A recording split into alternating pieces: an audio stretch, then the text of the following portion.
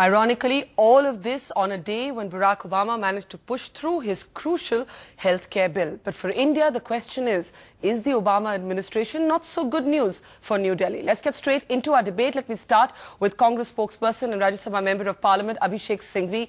Mr. Singhvi, this must be particularly disturbing, the kind of reports we are seeing today through the course of the day for your government and your party, which has invested so much, in fact, some would say far too much, in the United States of America. Barkha, that would be so if there was some concreteness and credibility to these reports. I think the position is not quite that. Let's put things in perspective quickly. Firstly, the 1-2-3 with India took all of 6 years or 4 years for the BJP to try to negotiate. And Mr. Jaswant Singh and Mr. Stroke Talbot tangoed unsuccessfully. It took us another 2 to 3 years in UPA 1 to get it done. So I think we should not have a knee-jerk reaction or tilted windmills purely on the basis of press reports without knowing either the possibility of even starting this process or completing it with Pakistan and USA so quickly in a few weeks or months. But Mr. Singhvi, and secondly, not knowing the text or the clauses of any such potential agreement. I think that's fair enough. Yes, in case it was fast-tracked, you are right, it would be a matter of concern and we would make our concerns felt strongly. But I think it would be tilting at windmills to react in this premature fashion where we have no basis in terms of concrete drafts or fair enough. But we do have Mr. Singhvi, have a hint or an indication coming in the form of published statements by the United States Ambassador to Pakistan, Ann Patterson, who talks about beginning working level talks on the issue of a nuclear deal with Pakistan. Your quick comments on that before I cross over to Washington. Well, beginnings of a working committee may mean nothing. And when you yourself in your opening remarks said that this was rechecked, you got an ambivalent answer from the US Department of State. I mean, these things that I told you took almost 7-8 years between India and US, or 6 or 7 years. So I think there's no need for alarm.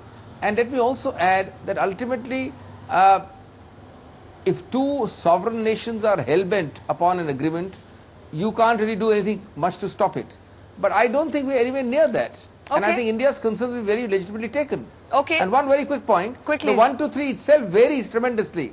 The US-China 1-2-3 is different from the US-Japan 1-2-3, which in turn is very different from the India-US 1-2-3. But the question, so what the terms are, we have to wait and see. But the question is whether you're even open to the principle of such a deal coming through with Pakistan. I'll come back to you, Abhishek. Let me go across to Christine Fair, joining us from Washington this evening in India, morning her time. Christine Fair, you've of course been among those who've actually proposed that a conditional nuclear deal between the United States of America and Pakistan may be a productive thing.